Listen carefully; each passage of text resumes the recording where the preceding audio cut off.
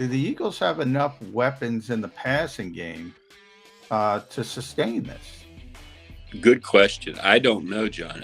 This was something that was an issue coming out of Penn State, and it's happened last year. It happened a lot. It was 4 lost fumbles in 12 games last year.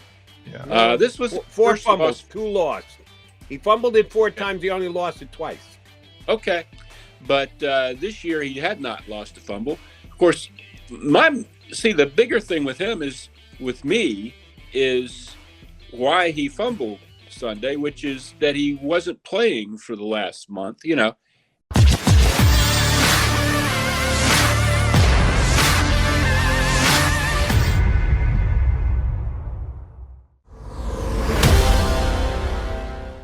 Mag guys here on Birds 365. John McMullen and Jordan McDonald, hopefully joined by Les Bowen, scheduled to join us next here on Birds 365. Hasn't hopped on yet, but hopefully does so in just a couple of minutes. JM, I'm going to ask you to evaluate a situation Eagles are in this week as compared to last week. Last week, Dallas Goedert, concussion protocol. We had to speculate, is he going to be cleared to play? Is it going to come in time? We knew by the end of the week when he had returned to practice, limited, but returned to practice, there was a real good chance he was going to be able to play, and that's exactly what happened. This week, Darius Slay goes into concussion protocol, same exact as Dallas Goedert, only his hit. I don't even know what play. Have you seen anybody be able to isolate what play that Slay got hurt on? No, I haven't. I actually haven't.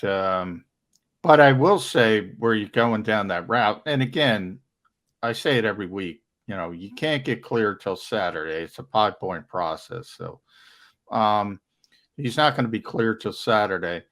I will say, he was on social media. He was being his typical Slay stuff very early in the process. So I'm guessing he's going to be available to go.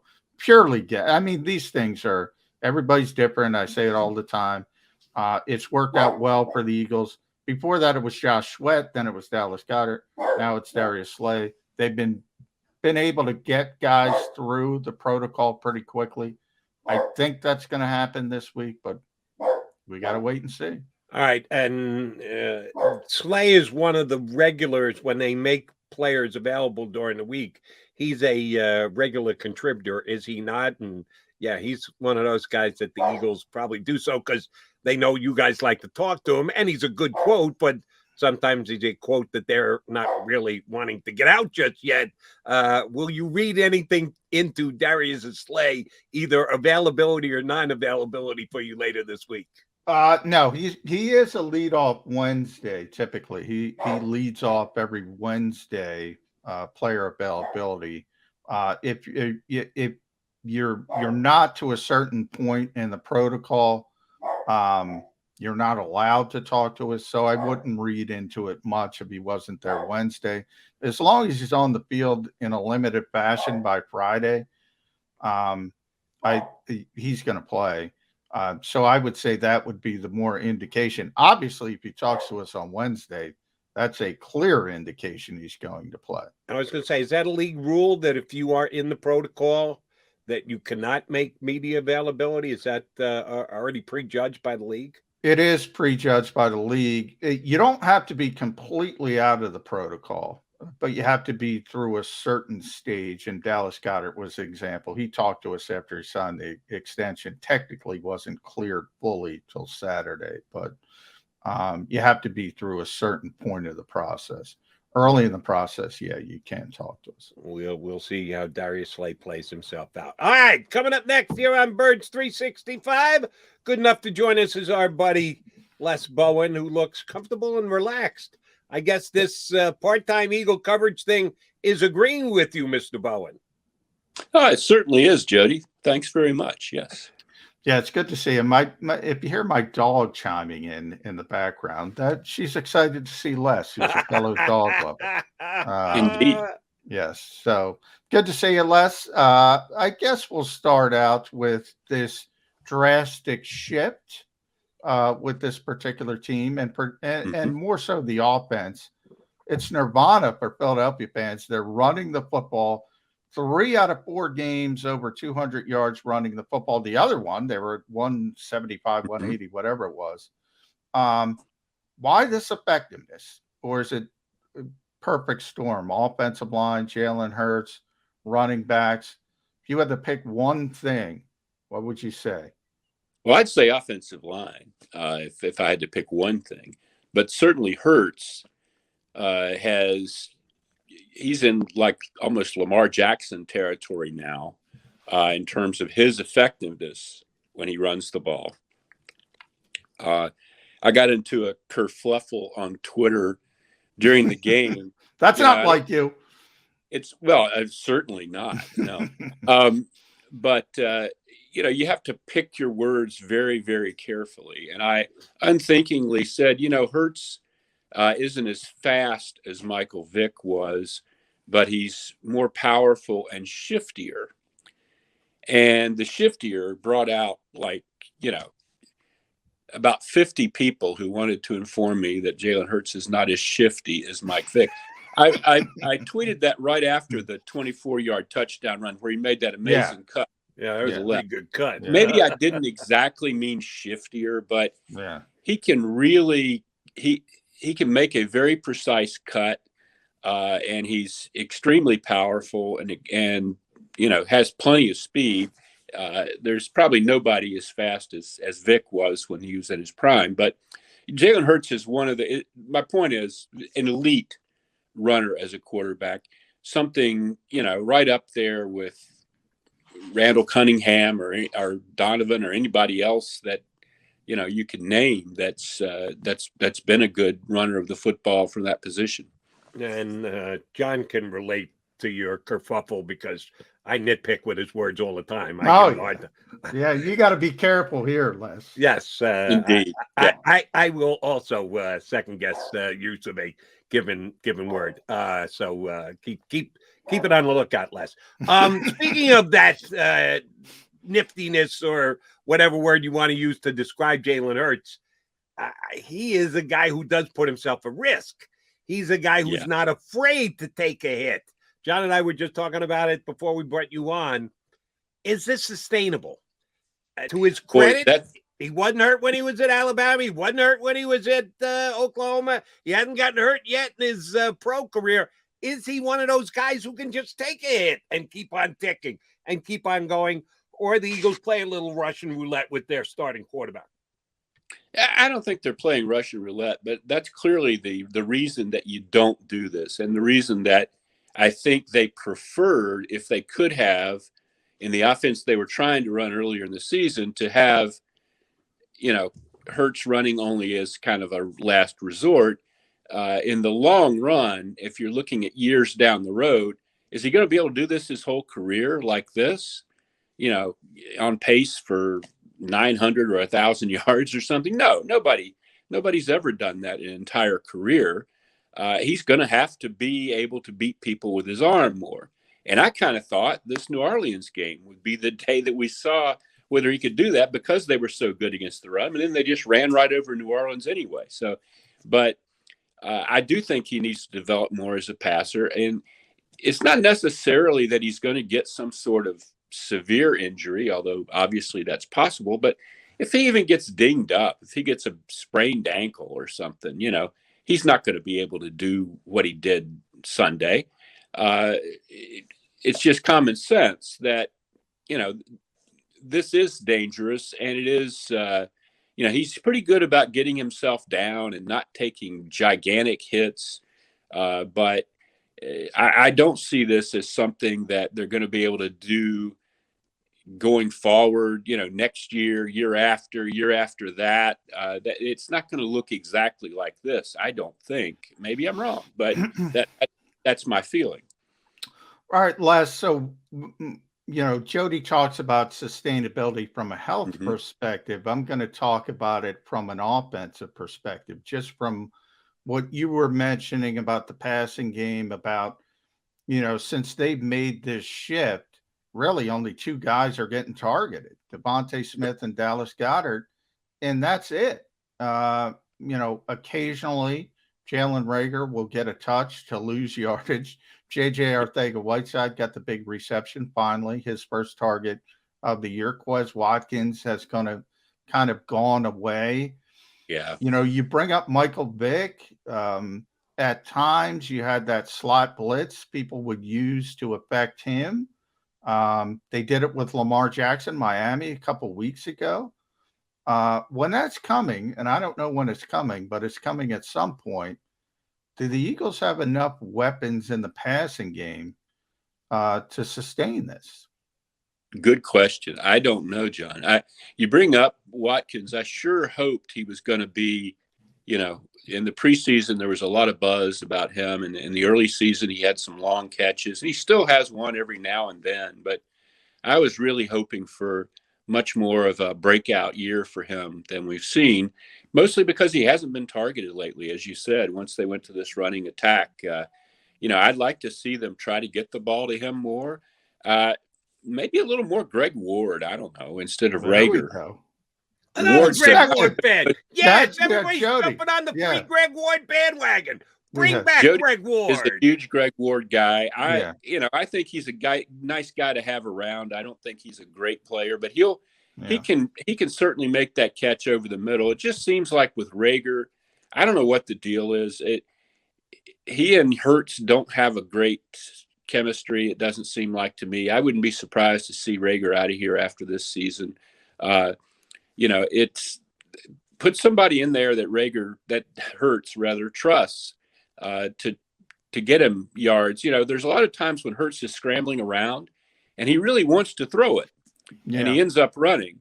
And I can't really, I'm watching the games on TV these days. I'm not in the press box and I don't really scrutinize the all 22 film when it comes out, but I'd like to see receivers get open more in these situations, and he wouldn't maybe have to run quite as much as he does.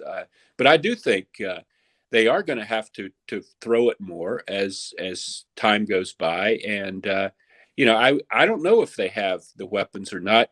You talk about, they have running backs who can catch, although they did deactivate Kenny Gainwell, whose role kind of went off the cliff as the season went by.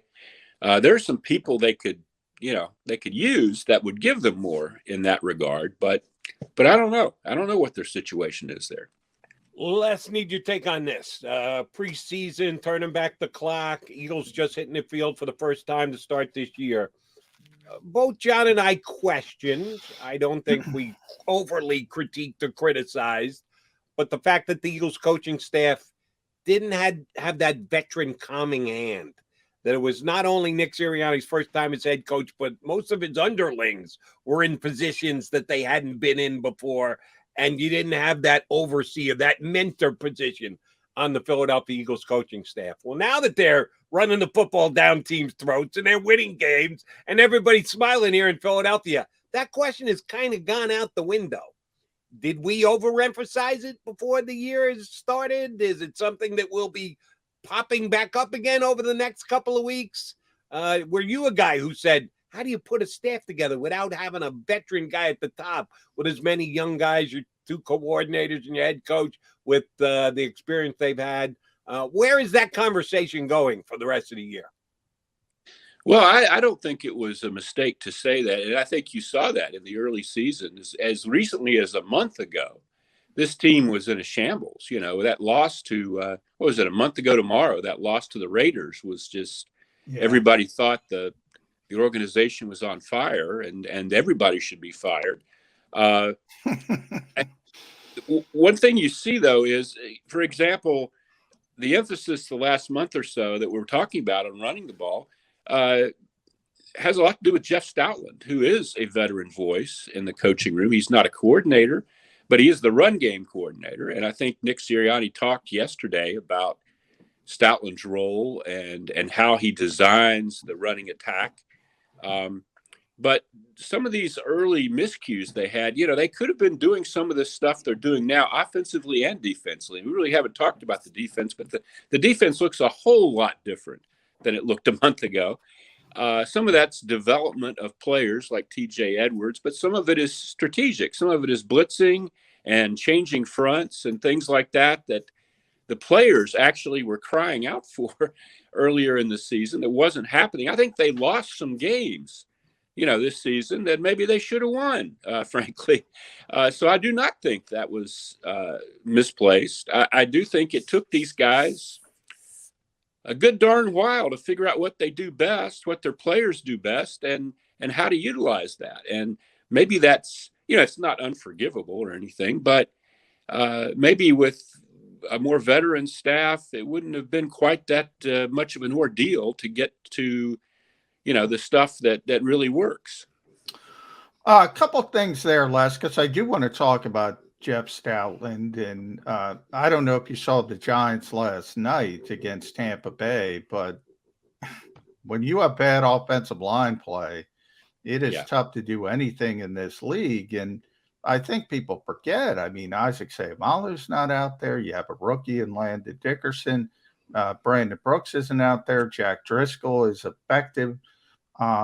His ability to get players up to speed when you see other teams struggle is pretty amazing on the offensive line. There are so many teams in this league that struggle up front.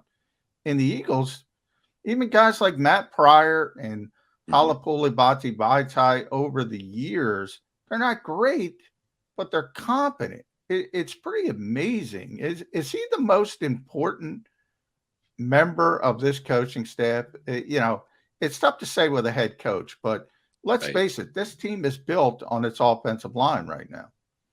Oh, yeah, I think you can say that. And I think that's been true for a while. I think he came here with Chip Kelly. Yeah. This is his third head coach. So, yeah, he's very, very, very important. And the rumor last offseason that he might go back to Alabama, I was still working then, and I wrote about that. That would have been a huge deal for the Eagles organization if that had happened. It didn't happen. But they need to keep him happy and keep him here. He is an integral part of what they're doing right now. And I don't think there's anybody as good as him in the league. I don't think there's an offensive line playing as well right now as the Eagles' offensive line in the league. And you're right, they're down their two starting guards, Seumalo and Brandon Brooks. I think probably Dickerson at this point, he's played enough games that he's probably at least as good as Seumalo, which will be interesting going forward. But Driscoll is not Brandon Brooks, and Brandon Brooks hasn't been healthy in quite a while. But there were a couple instances, even Sunday, when you could see, gee, if they just had Brandon Brooks, they would really be unstoppable. And I guess that's still possible this season. It hasn't happened yet that Brooks comes back. But yeah, I think Stoutland is incredibly important. I think he is their most important coach. And I think his unit is probably the best unit in the league in that setup. Les, there is no argument that the Eagles are in the playoff mix. That certainly as a wild card. I could give you a scenario whereby they actually could still win the NFC East. Cowboys just opened that door a crack with their loss this weekend to the Kansas City Chiefs. Granted, it's a long shot, but they could still win the division. And I took a call last night on WIP, and the caller was defiant in that he said, this is a bad thing, that the Eagles are going to win, that they're going to make the playoffs. It's going to give Howie and Jeffrey reason to not make the corrections and the changes that they need to with this team. And I said, are you really an Eagle fan? You really going to sit here and tell me you're going to root against Eagles winning games and making the playoffs? And one of the reasons I gave is because there's no beast in the NFC. Yes, I love Aaron Rodgers. We know Tom Brady's Tom Brady. The Cowboys have been damn good, and I have a wager on the Cardinals winning the Super Bowl this year at 45-1. So I have some appreciation of them. But is there a beast in the NFC that if the Eagles match up against them in the playoffs, you go, well, they got no shot against that team? Boy, we're really ahead of ourselves here. But yeah, that's what we do here on First 365. We look ahead. We're outside the box. The argument for them not winning is that you really, if you think that firing Howie is important to moving the team along with these 3 potential first-round draft picks, and you don't want Howie making the picks. That's the only argument for them not making the playoffs. I mean, that's silly otherwise. You want young players to learn and have success and develop and play well. You don't want them to play badly and lose. But as far as what they can do, I mean, all rivalry stuff aside, Dallas healthy is a tremendous team, a much better team than the Eagles, I think. Dallas is not anywhere near close to healthy right now and probably has a good chance to lose Thursday. But that won't, a lot of this is going to be corrected by the playoffs. I think Dallas is going to be a heck of a team in the playoffs. I think Arizona is going to be a heck of a team in the playoffs. I don't know if the Eagles can beat anybody in the playoffs. I don't think that's really anything I'm focusing on right now. I'm focusing on guys getting better, getting some momentum, and getting a wild card spot. Even if you don't win a game when you get there, I think it would be a tremendous accomplishment for this team. I think most people, I know Marcus Hayes had him winning 12 games going into the season. He's the only person in the world. Marcus had him winning 12? Wow. Yeah, Nick Sirianni's house that thought that. Most of us thought 7, 8, maybe 9 wins. There were a lot of people outside Philadelphia who looked at last year and just expected, 3 or 4 wins or something, which I never thought was realistic. But I still think 8 or 9 wins would be a nice year. I don't think they're going to run the table here or anything. But if they do get into the playoffs, that's a great building block for Nick Sirianni. I don't think, I'm not worried about the draft position that much. I think you can still draft good players. It's not the NBA, but I don't think the playoffs are really what the season is about. I think that would be very reassuring to make the playoffs. And as far as beating teams in the playoffs, I don't know. It depends on who you're playing. If you're playing Minnesota, which you wouldn't be, but you could certainly beat that team. And there are going to be teams in the playoffs that the Eagles could beat. It just depends on the matchup and who's healthy. It depends on who's healthy. Yeah. On that particular week. Right. So it's always, try to get in the dance and see what happens, see how it falls.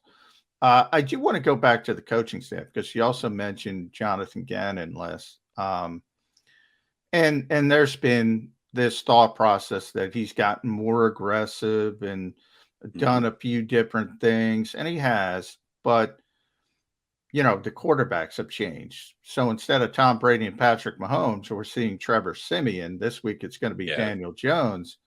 You have the ability to take more chances. I think he feels more comfortable. Right. Do you think the change is just who he's playing at the quarterback position, or he's understanding his talent a little bit more, as what you kind of alluded to before? I think both, John. I think, this thing about you look better against bad quarterbacks, that's always been true. Yeah. I remember having that conversation when Jim Johnson, who's revered here, was the Eagles defensive coordinator. My first year covering the Eagles, Peyton Manning came to town with the Colts, and it was ugly. Jim Johnson couldn't do anything to Peyton Manning. Couldn't figure out a blitz that was going to bother Peyton Manning. And that was a great Eagles defense in 2002. And Peyton Manning just took it apart. That is kind of, you're not going to, if you see Tom Brady, you're not going to send Devontae Maddox, and fluster Tom Brady. But that's the way it is for everybody. You do look better against the bad defenses, the bad quarterbacks. But I also think, you've seen TJ Edwards these last several weeks. He wasn't even playing much early in the season in the defense. You see the different fronts, which was, again, something players were complaining about, early in the season. I saw in that Denver game, I didn't really notice it as much yesterday. I wasn't looking for it. But in that Denver game, I saw a lot of wide nine, which Jim Schwartz used to run. They are mixing things up. They are doing things differently, and they needed to. They were just too vanilla, too easy to, just pick apart downfield to, play after play after play. And you're just not seeing that. And yeah, it has to do with the quarterbacks on the other team. Although Bridgewater in Denver, if Bridgewater had played them a month earlier, I think Bridgewater would have had a lot of success against them. He's not terrible.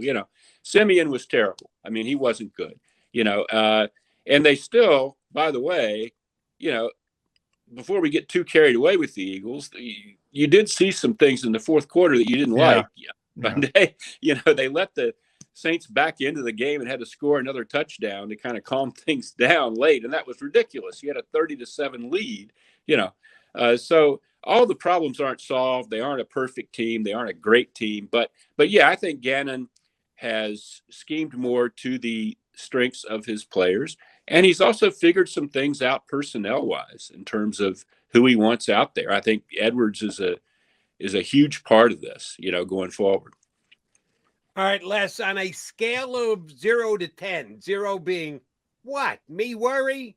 10 being, oh my God, do you realize I have no hair left? It's because I've been pulling it out at the roots. What is your worry about about Miles Sanders and putting the ball on the ground? A little bit of worry. I mean, he was really rusty Sunday. This was something that was an issue coming out of Penn State, and it's happened last year. It happened a lot. It was 4 lost fumbles in 12 games last year. Yeah. This was 4 fumbles, 2 lost. He fumbled it 4 times. He only lost it twice. Okay. But this year he had not lost a fumble. Of course, the bigger thing with me is why he fumbled Sunday, which is that he wasn't playing for the last month. Miles Sanders gets hurt a lot. That's a bigger concern with me for him, planning on him as a building block of the offense than the fumbling. I think he'll figure that out. I think they'll work on him on that. But I want to see him stay healthy. I think I've said before, Deuce Staley we used to have these things with Deuce Staley where Deuce Staley would insist that Miles Sanders could be a number one, 20 carries a game kind of back. And I've never seen that happen because he's never been healthy enough to be a 20 carry a game kind of back. And that's what I really want to see from Miles. And it'll be interesting to watch Miles this week. He gained a lot of yards last week, even though he was rusty and even though he did put the ball on the ground. This week, it doesn't look they're going to have Jordan Howard. So, you'll probably see a lot of Miles against the Giants. Miles and Boston Scott, Mr. New York. If Boston could just play in MetLife Stadium the rest of his career, he'd be headed for Canton. Yeah. Giants fans see him and think they're looking at, Eric Dickerson or something. But, it's I do think Miles will have a big role this week. And I don't think the fumbling is going to be a huge deal. Jordan Howard is such an interesting player, Les, because he was left for dead. He admitted to us in the offseason that he wasn't getting any calls around this league when he was a free agent. The Eagles said, "We like you. We'll bring you back. We'll give you an opportunity." I thought he had a good summer. I thought he played well in training camp, but you have these COVID rules which allow veteran players to be put on the practice squad. The Eagles, probably rightfully so, smartly went that route. He gets his opportunity. He's really, really effective. I can't explain it, but they look better with him on the field than Miles Sanders, at least in a very, very short, small sample size. What do you make of that? And is his absence going to be a little bit bigger than people realize at this stage? That's a good possibility, John. What I saw was a guy with very fresh legs in the middle of the season, which normally would not be the case, especially for a power back like Howard. he said something about having lost some weight in between seasons and gotten a little quicker, which I think was something he needed to do. You know, running back is such a weird position in the NFL now. There just isn't a lot of the guys seem to be interchangeable sometimes, and he kind of got lost in the shuffle. He had those couple big years early in his career with the Bears, came to the Eagles, got hurt, kind of faded out of prominence, went to Miami, which didn't have much going on, drifted out of there and back here. I think there are probably several guys like that around the league, frankly, that if you put them in the right position, they'd be very, very productive. But they're not like Miles Sanders can break off an 80-yard run for a time. Jordan Howard can't do that. Jordan Howard also isn't a real good pass receiver, so that limits his upside to a lot of teams. But between the tackles, Jordan Howard is effective. And the Eagles block very well between the tackles. So, I think it's a case of a guy being used in the right role, in the right, with the right people around him. And I'm not denigrating him or anything like that when I say that. I just think he's a good guy to stick between the tackles and scoot for 4 or 5 yards. And, I think Boston Scott can do that too. But we're going to see. When you remember the game where Miles Sanders got hurt, they were going to try to run the ball that day. Yeah. This is the Las Vegas game. Yeah. Yes. And this is an illustration of what I'm talking about the coaching staff. Their initial move was to stick Kenny Gainwell in there and try to run between the tackles with Kenny Gainwell. And that didn't work. Of course, Jordan Howard wasn't even available for that game. On the practice squad, but instead of going to Boston Scott, they went to Kenny Gainwell, who weighs about what Devontae Smith weighs, and I was yelling at the TV, no, he can't do this. But that's what we were talking about earlier. The coaching staff kind of had to figure some stuff out here. Yeah. But yeah, I think Boston Scott can be effective against the Giants, but Jordan Howard, I'm so glad to see him back. He seems like a great guy and a real, a guy who's really worked hard his whole career and, didn't deserve to be thrown on the scrap heap quite as early as he was, which is the real bugaboo of that position around the league. True. And look at Le'Veon Bell. Where the hell is Le'Veon? But he's gotten his shots. It drops off. Sometimes the guys just drop off, and then, their shelf life is short. All right, speaking of shelf life, I need you to confirm or deny a rumor to me that when the whispers started that Les Bowen might step away from the Philadelphia Inquirer, that Howie Roseman got in contact with you and wanted to sign you to a contract extension. Because we know Howie's good at that. He keeps good people around. They pick out people that they think are going to be part of the future, and they get him signed to contract extensions. Did Howie ever reach out to you, Les Bowen? He did not. However, Eagles, Howie did call me, when my retirement was announced, and talked a little bit about, you did this a long time, and we'll miss you, and all that good stuff. So that was very nice of him. And one more thing, if you hold on just 1 second, I didn't know we were going to get to this, but so I'll be right back. All right, there's Les Bowen. I think Les is going to bring a game ball. Oh, you think so? Is that what your bet is? That is my bet. I'm guessing he's coming back with a Howie Roseman autograph. I'm going game ball. Oh, game ball. McMullen's right again. Yeah. I know, and when I leave, I know I'm not getting the game ball. That but I had 19 years. I mean, I know. Yeah. I can't say I had brown hair when I started covering the Eagles, but I had more hair. More hair. Yeah. Now, well deserved. But the problem is they didn't come. Now, the problem is, Les, that you're working for the Associated Press now, that they tried to take the ball back and say, oh, you're still going. We'll take this back and wait a little bit longer. Yeah, it is a little weird. I'm there 1 day a week, and it's great for me because I enjoy being down there with you guys. It makes it less abrupt, in terms of I still see the people that I'm used to seeing. on a once-a-week basis, but I'm not really working hard. You know, I miss going to the games, though. I'll tell you that. I miss the press box. I don't miss the press box food, but I miss the press box. I miss the camaraderie there and just being able to see the game from that perspective. I was at the game in Denver as a fan, not really as a fan, but in the stands with the fans. And in fact, look forward to the Inquirer is publishing my story about that. I went to the game with my sons. I'd never been to my two sons and sat in the stands before, you know, because I was always covering the game.